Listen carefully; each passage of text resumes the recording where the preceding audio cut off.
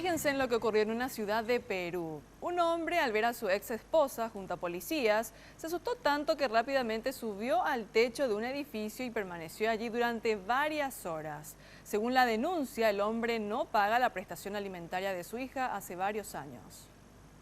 Cual gato asustado para no ser capturado por la policía, este hombre se subió al techo de un edificio de 3 pisos que funcionaba como local de votación. Y es que abajo lo esperaba la autoridad y alguien a quien este hombre teme más, su ex esposa. Carmen Jiménez Ames había esperado en el local a su expareja Andrés Saavedra Umiñari porque sabía que ahí lo podía agarrar. Él hace varios años no paga la pensión alimentaria para su hija de 15 años. Relatan que cuando la mujer apareció, el hombre asustado se subió al techo de este colegio. La mujer pidió ayuda a la policía porque el techo podía colapsar. Andrés Saavedra no le importaba los casi 40 grados de calor y que la chapa de zinc donde estaba sentado era virtualmente una parrilla de azar. Lo que él no quería era pagar. En el colmo de la audacia, informaron que quiso arreglar con la policía.